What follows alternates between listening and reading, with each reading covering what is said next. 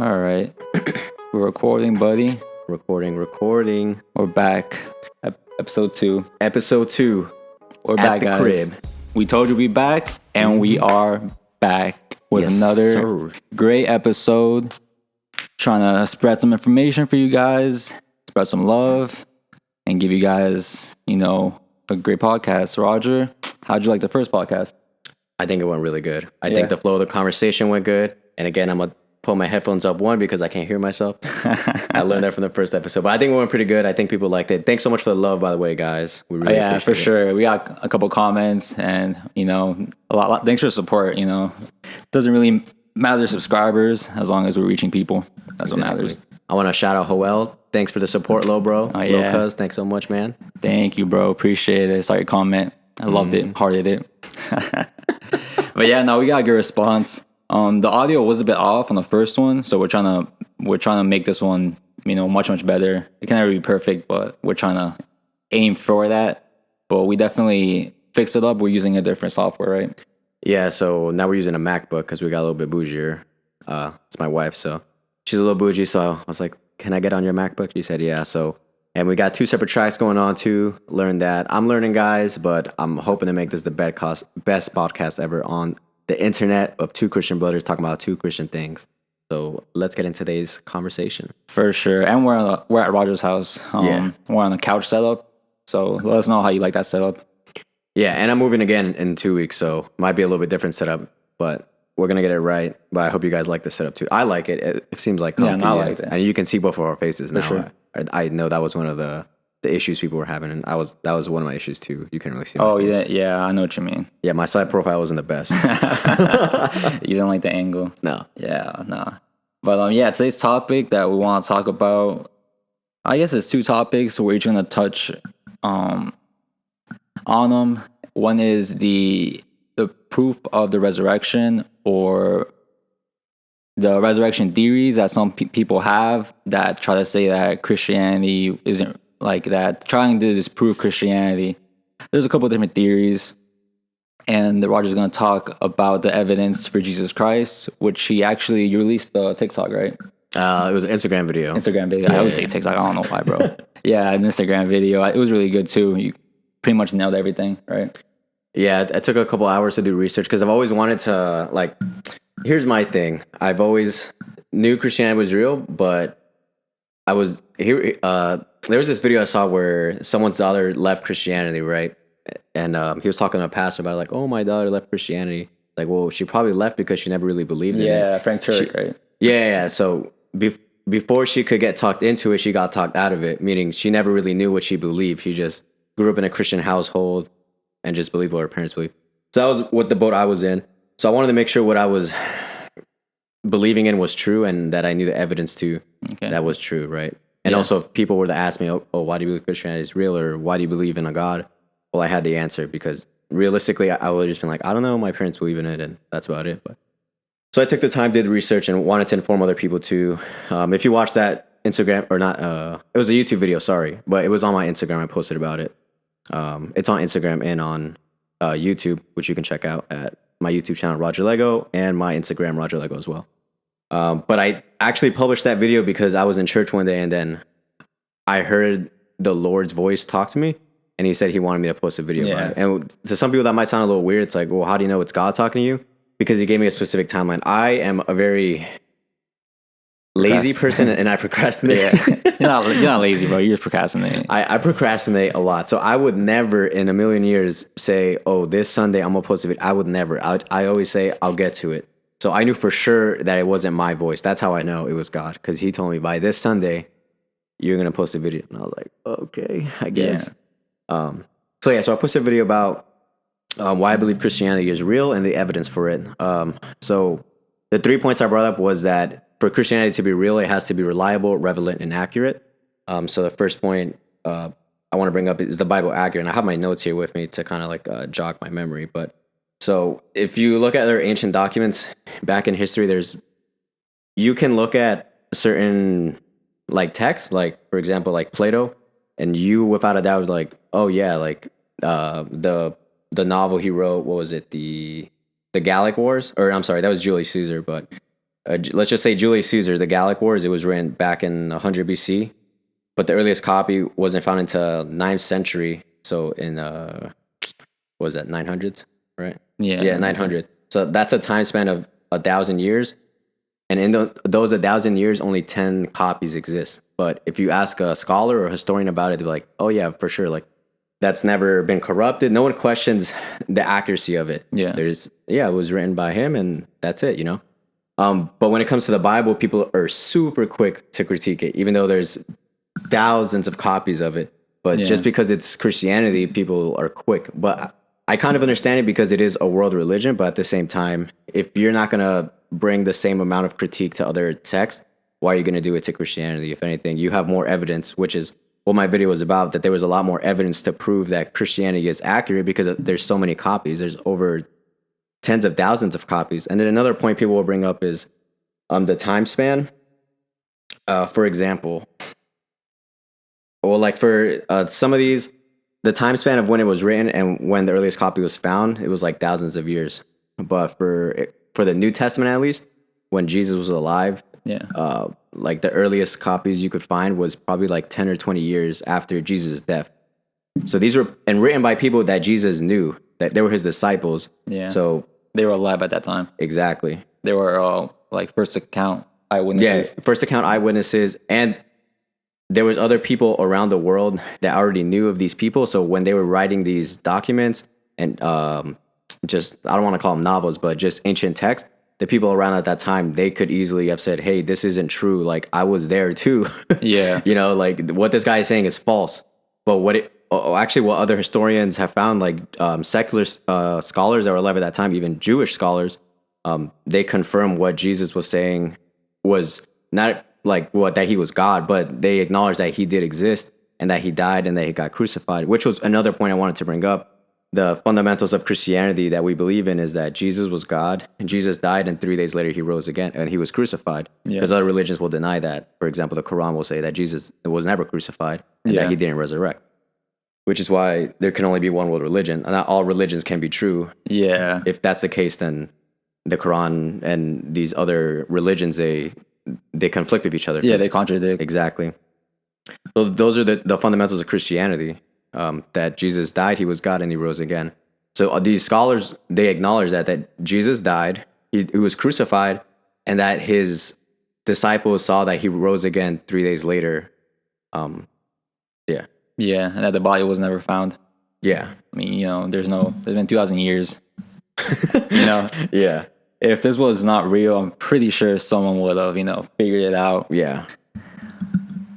So the other thing we want to talk about, which I'll go points, bro. There's more information, guys, too. But yeah, when I was an atheist, and people would start off with like, "Oh, the Bible says," and like my brain would just turn off. You know what I mean? I was like, "All right, this guy, like, he's just following this book." So when I was starting my path in Christianity, I wanted to make sure that this religion was right, was correct, and that down the line, nobody could come up to me and be like, "Oh, you're a Christian? It's not real, right? Like, here's the facts, like proving that it's not real."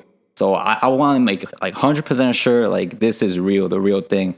So I did my research. I looked up a lot of videos from I didn't look it up from him specifically, but if you look up any apologetics, it's most of them are Frank Turek. Yeah. The other guy that's always preaching on the street. Oh, David Lynn. David Lynn too, but there's another guy. David Lynn is good too. Yeah, Frank Turek really is a great apologetic. Mm-hmm. Yeah, speaker. So he really breaks it down a good. But yeah, the theory is that the whole basis of Christianity is that Jesus died and resurrected, right? Yeah. So if that never happened, then the whole thing just falls apart. So a lot of people that try to disprove Christianity attack that point that, oh, like, Jesus never resurrected. So they have a bunch of theories. Mm-hmm.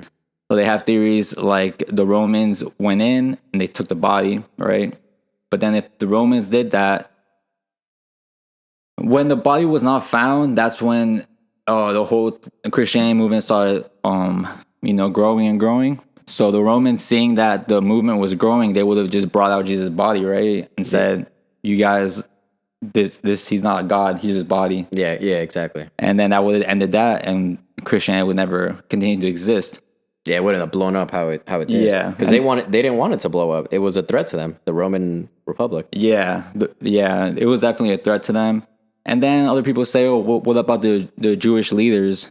Because they were the ones that wanted to kill him." Yeah. You know, because they even took him to the Romans and were like, "Yeah, like you should kill him." Like they were trying to seek punishment or seek justice, and then the Roman leader was like, "Well, he's a Jew, like you guys, you can take care of it." Yeah, you know. So it was really the Jewish leaders that wanted to kill him.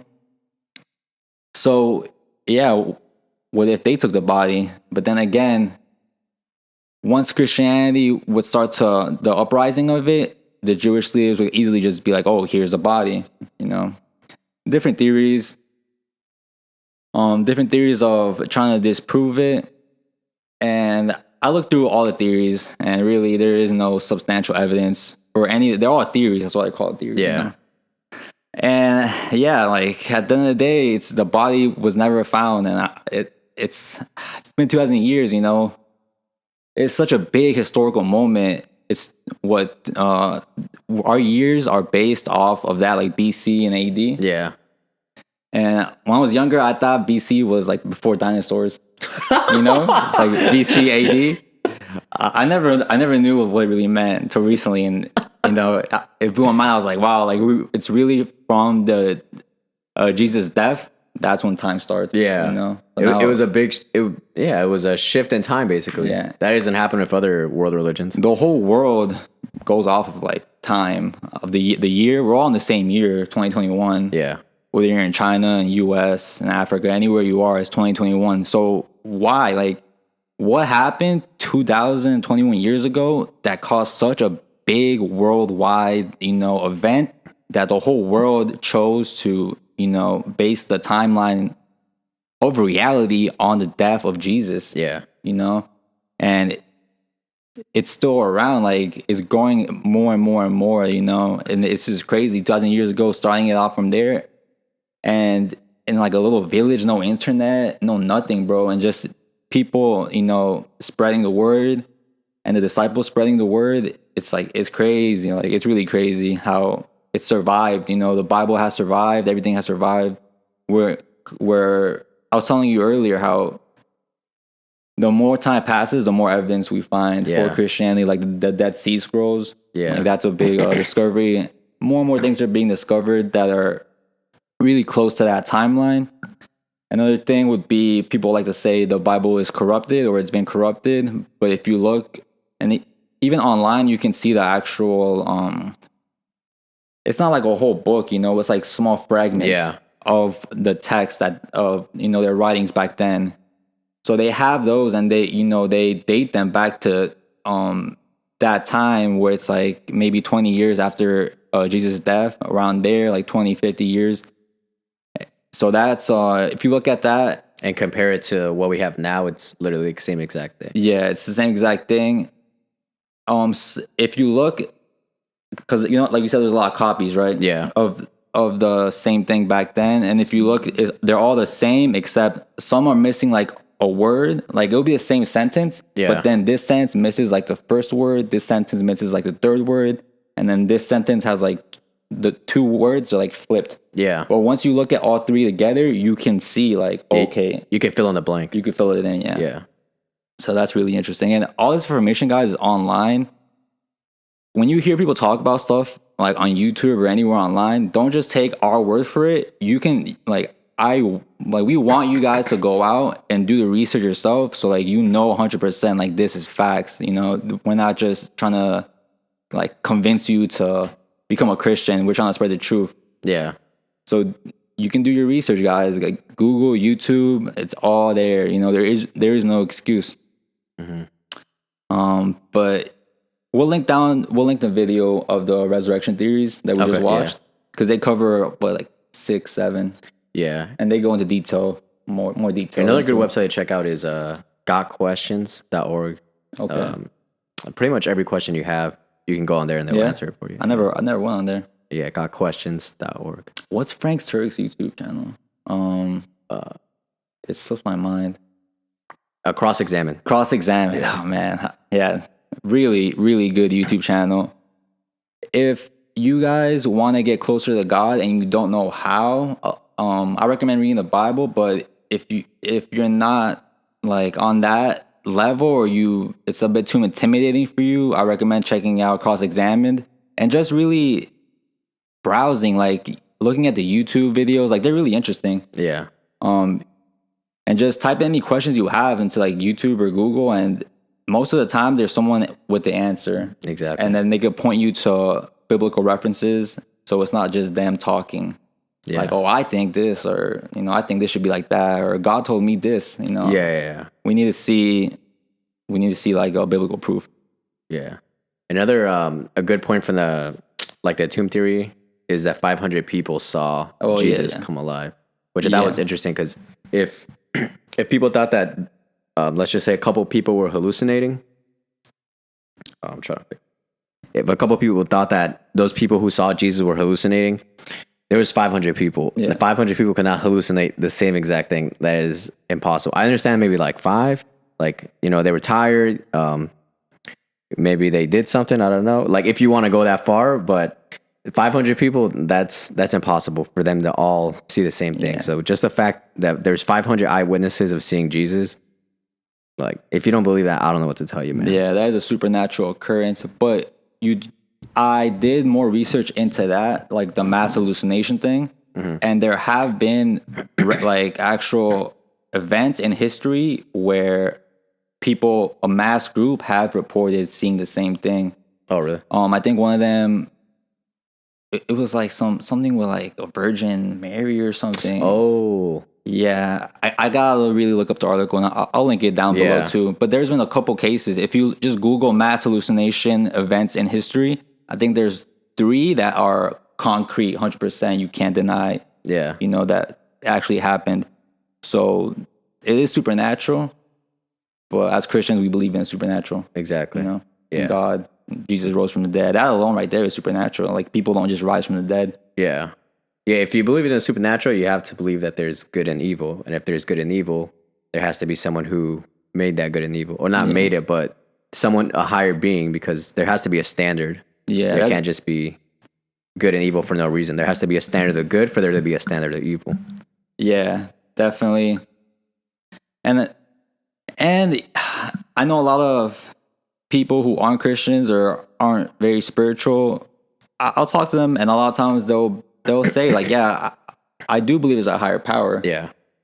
But when they don't like to say God, they rather just be like, oh, there's something else. Like that, there has to be something else, right? Yeah. Like, there has to be. But when I'm like, oh, like maybe there's a God, like maybe it's God, I guess it's just they don't want to submit, Like, yeah, there's something else out there, but they don't want to submit to it and really build a relationship, with God. Yeah. We just want to live in the darkness, Men love darkness. Yeah. I was reading when Jesus went and cast out the demons from the I think it was 2 guys or one. I think it was one guy. Yeah, he had a bunch of demons in him. He had a bunch of demons. Yeah. Legion. Yeah, Legion. And then Jesus cast out the demons to the pigs. Yeah. And the pigs drowned. Yeah. They died. And then that area where they were not in Jewish areas because of kosher, they don't eat pigs. Yeah. So they were in Gentile area. Well, in the Bible says they were outside of the town. So it was like, right outside the town gates, you could say. It was a farm area with the pigs and stuff. So people saw that, and they went to town and told everybody, like, oh, like someone just came and, that one guy who's been possessed for all those years, like he healed them. Yeah. And everyone came out, and they saw Jesus, and they literally said, like, leave, like, get out. Do not come in this town. We do not want you here. Go away. Yeah. The Gentile people. The Gentile people, they all came to, like, they were scared. They did not want Jesus to come in their town because in that time, it was common to have, to keep it PG, have a lot of people in a room drinking and doing adult things. Yeah. That was kind of that was a lifestyle, you know, they were living in sin. And they knew that when Jesus would come in to their town, that sin would have to leave. Yeah. And they loved their sin so much that they told Jesus, leave, please do not come in here. Like, please don't come in here. Yeah. Because they love their sin so much, you know? Yeah. And that's what a lot of us do when we have Jesus. We're trying to build a relationship with Jesus, and he's telling us, you know, like, just trust me. And we're just so in love with our sins, you know, we're like, nah, like, not right now, you know, not right now. And it just shows how really the Bible is true. You know, men love darkness. Yeah. And it's so true. And you can see it in a lot of the Bible talks about it, as well as the rich man. Yeah. You know, when the rich man's like, oh, like, what can I do, you know, to get into heaven? Yeah. And then Jesus was telling him, like, you know, the laws in the Bible. And then the rich man was like, yes, like, I follow that. I know I do this, I do that. Like, I do all those things. And then Jesus said, well, go give away your riches, pick up your cross and follow me. Yeah. And he said no. And the rich man just, like, he just knew he wasn't going to do it, you know. But then I used to think it was about money. I used to think it was like, oh, money's evil. That was the point of that story. But it's just that the rich man, that was his identity, and he loved his money. So it's not really that money was evil, but the love of money for him, like, that was his God. Yeah. He wasn't going to give it up. And there's things that we do that we don't want to give up. And we're that rich man, you know? Yeah. And Jesus telling us, like, you know, go, you know, listen to me and do what I tell you and pick up your cross. But we know we're not going to do it. And the rich man knew he wasn't going to do it. That's why he just, like, he walked away, bro, you know? So it's a lot about Jesus he's always trying to meet us. Like, he's trying to meet us midway.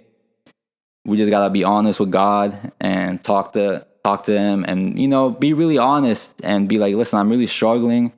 And it's just every day I feel like I'm doing the same sin. Like, I don't understand. Like, you know, you have to really open your heart up. Yeah. And not just be like, oh, like, thank you for today, bless me tomorrow, amen. You know, you're not, like, God knows you're not talking with your heart. Yeah. And it's a lot, you don't have to, like, talk out loud, but it's really, like, in your heart, in your mind. Like, you know, when you're really remorseful and you almost want to cry because it's like, I'm sorry, like, I'm so sorry. I feel like I don't get to that point, you know? Yeah. So that's really something that as Christians we need to work on. No one's perfect. Exactly. You know, like I said in the first podcast, you don't magically, like, transform the next day. Yeah. It's a process. It's a sanctification process, but God really, man, like, he really gives you more than you deserve, you know? Yeah.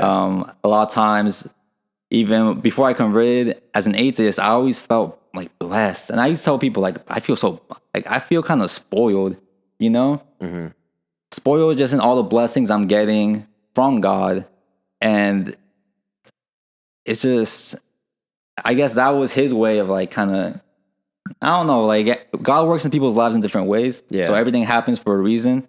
And God works with those events, you know, and he builds and builds and builds. Yeah. And the sanctification process grows and grows. And really what I've been noticing is me, myself, I had a huge ego, bro, like, a huge ego. But now I literally feel it and see it in myself. My ego is getting small, like, it's getting smaller and smaller, and God's getting bigger and bigger and bigger, you know? So it's really starting to pour out more. Yeah. But, you know, some days my ego gets huge, you know, and I'm like, I see it, and then I'm thinking in my head, but I notice it now. So a lot of times it's like, oh, like, it's not all about you, Brent, you know? That's why I tell myself, like, it's not all about you, Brent. But, you know, God's really been helping with that process. So wait, hold that thought. I'm gonna check the video real quick just to make sure everything's running, because I saw I was getting a phone call, but let me just make sure. all right, for sure. All good. But yeah, like, anything that you'd like to share, bro, like, that God's been helping you, or like that God, or anything, bro, anything really that you see changing your life or anything. I'm trying to think of like big changes because, like I've said before on the first episode, I always grew up Christian, but I was never. I guess I would say I was a progressive Christian rather than a like an actual. What we were saying, like a Christ follower versus a Christian. Yeah, I was okay, more of yeah. a Christian, but now I'm a Christ follower. So I'm trying to really think of things that have changed, like actually being a Christ follower. I would say definitely like being more open minded than generous.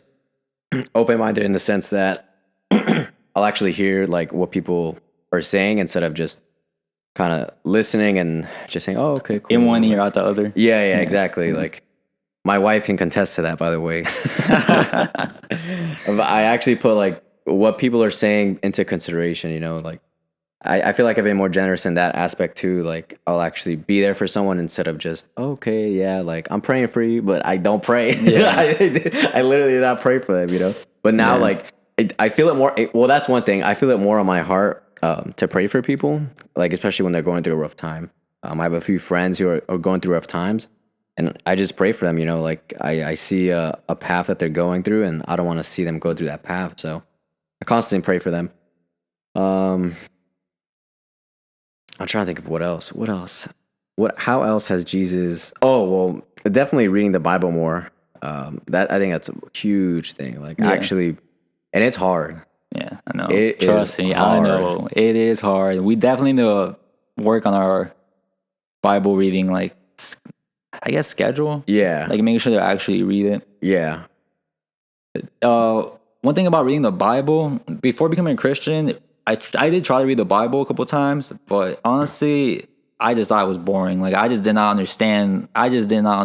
Like, it didn't touch me. You know what I mean? yeah, But now reading the Bible, like they really comes alive. Like it jumps out to you. You Yeah. can really like resonate with what you're reading, and it kind of, I don't know how to explain it. Like you really understand what God's trying to tell you. yeah, You know, because God speaks to us through His book.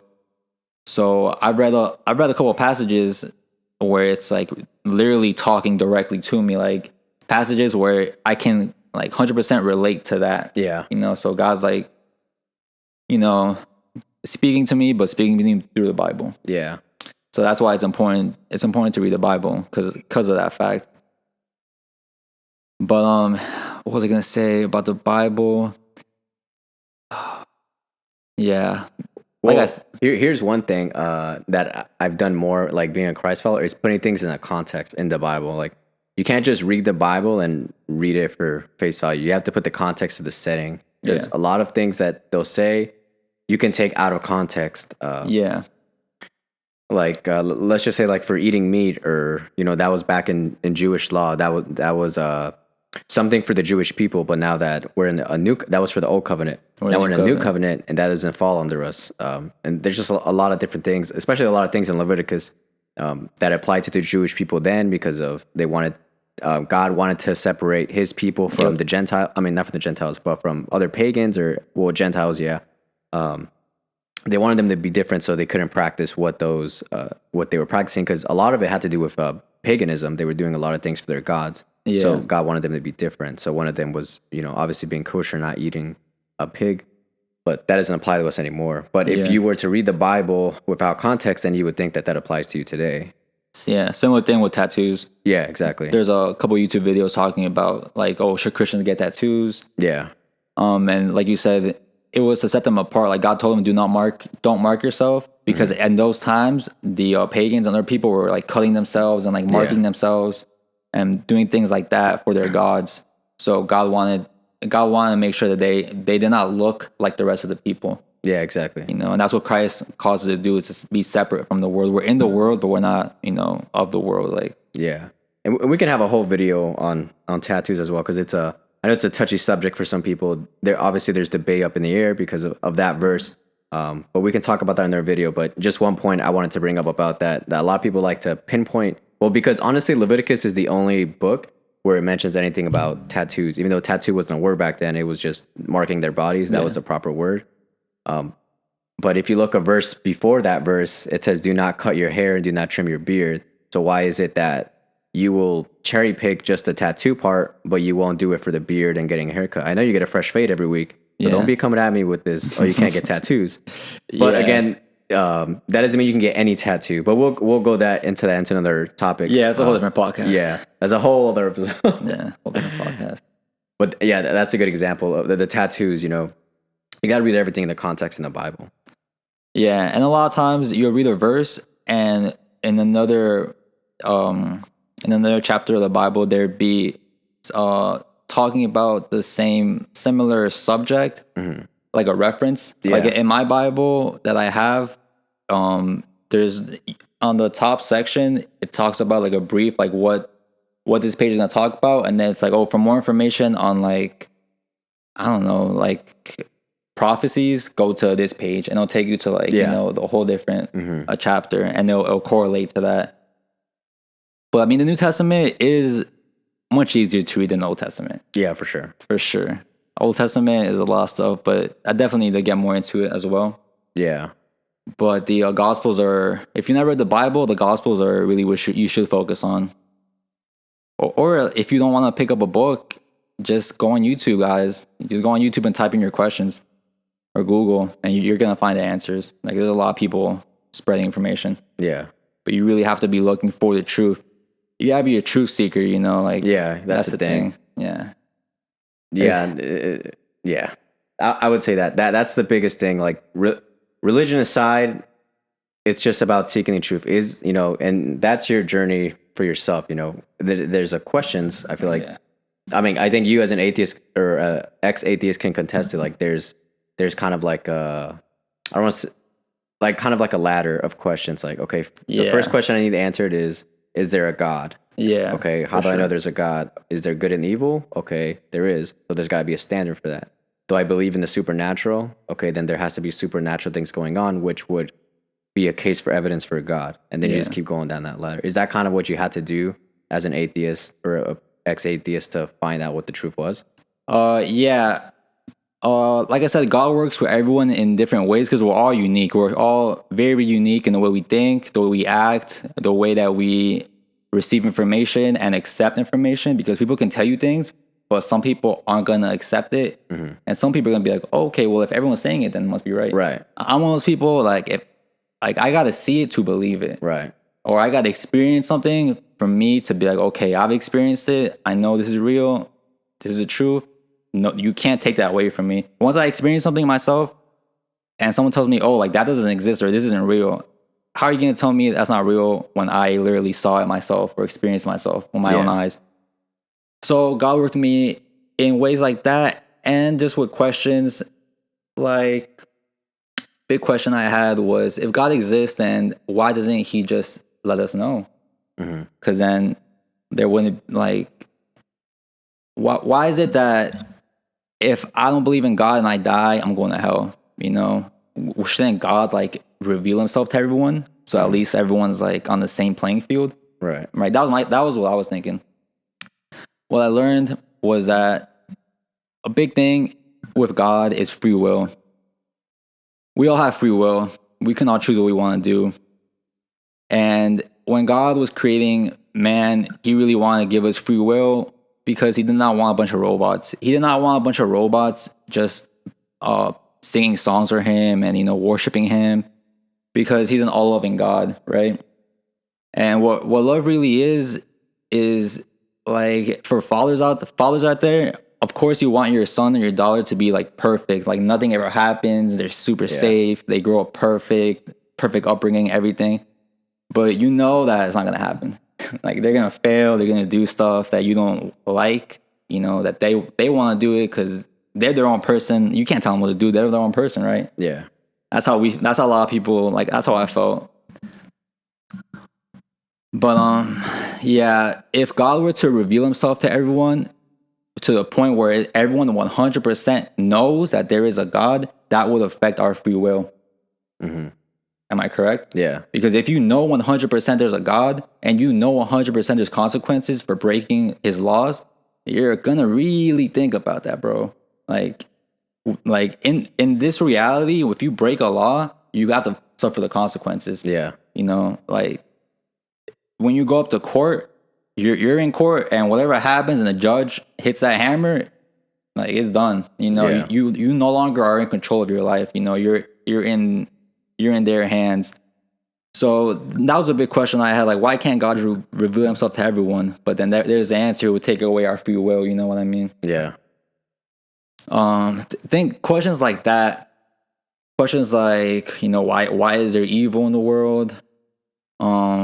Just, I guess you could call it basic questions.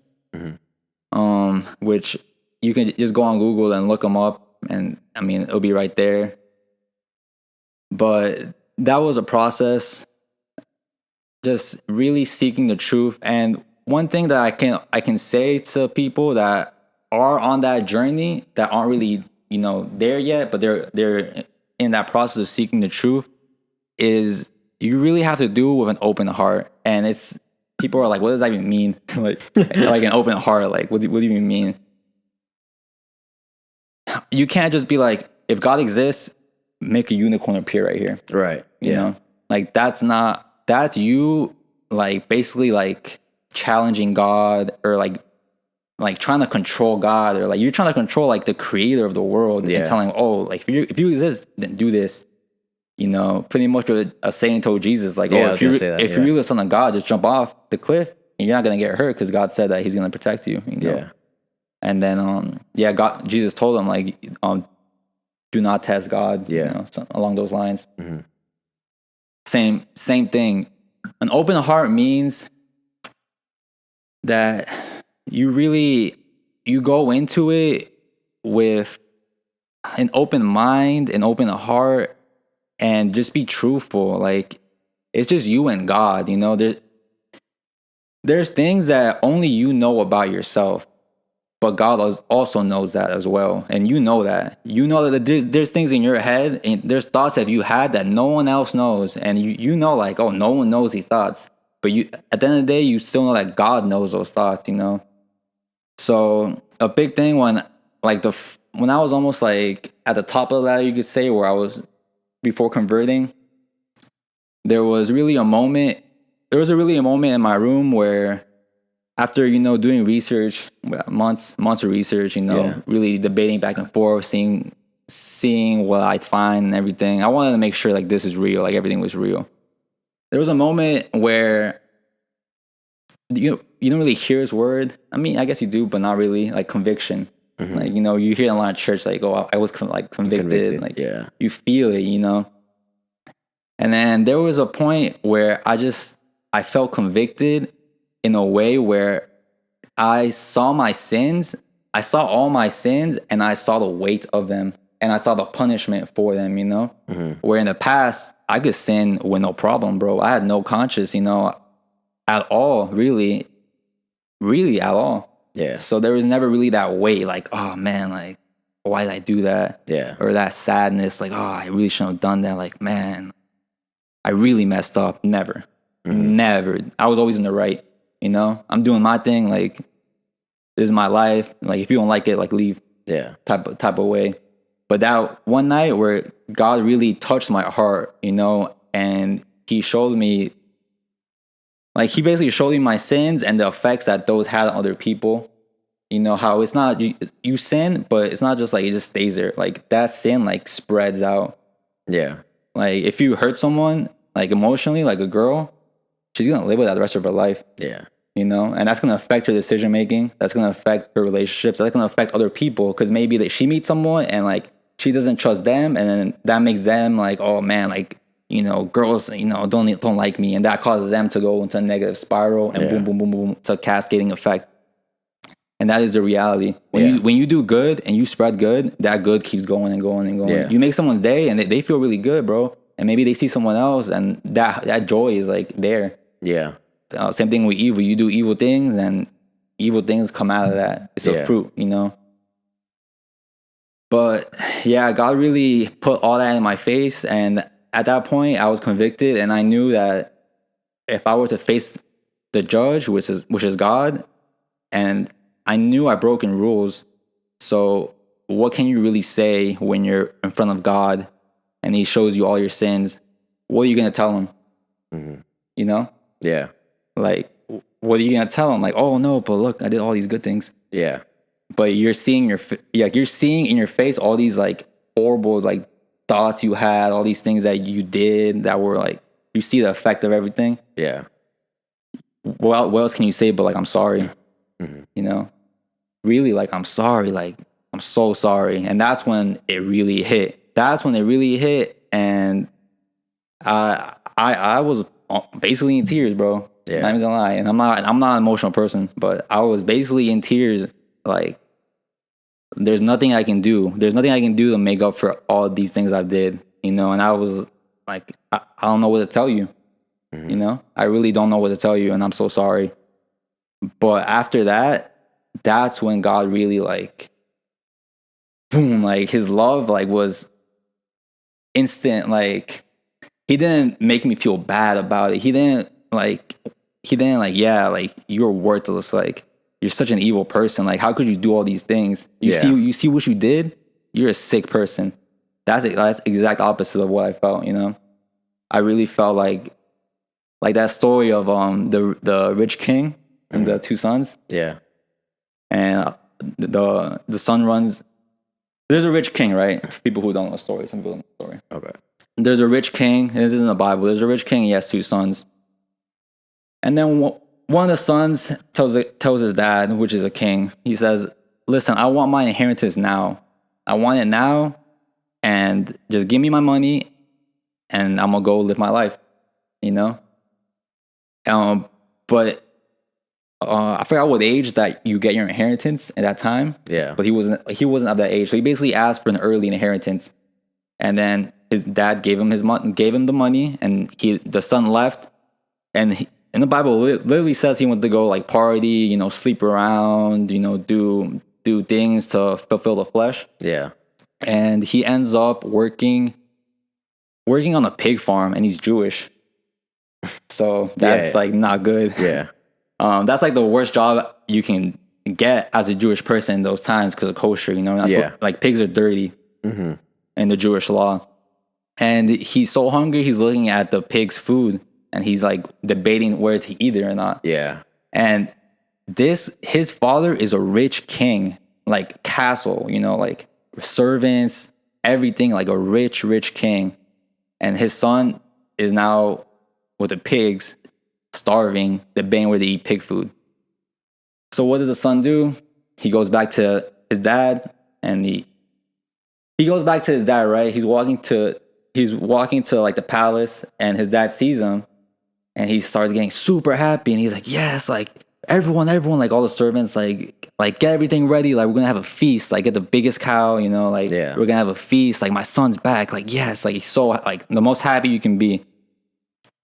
And that's how I felt. That's how I felt with God, you know? That's crazy. God was like welcome home, you know, like I've been waiting, like, oh man, yes, like there's angels like partying, you know, like everything was going crazy in heaven. Everyone was like super happy.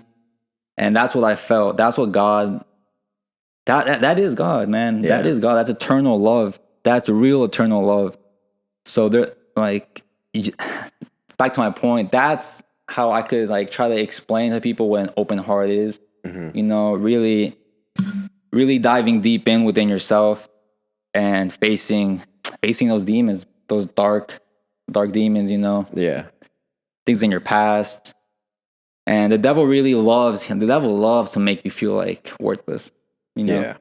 Because a lot of times you'll think about those things and then you'll just feel like, damn, like I'm such a bad person. Like I said, like those thoughts come into your head, you know, like, oh, like you're worthless. Like look at all these good people. Look at you. You have all this money. Look what you're spending it on. Yeah. Like you're disgusting. And that's really the devil. So when those thoughts come into your head, you just got to stop it, talk to God, and just, you know, just talk to God honestly. Just be honest with him. You know, he just wants to have a relationship with you. Yeah, no, for sure. And that's what, I guess, an open heart, you know. Yeah, it really kind of means. But yeah, moments like that was just one moment, you know.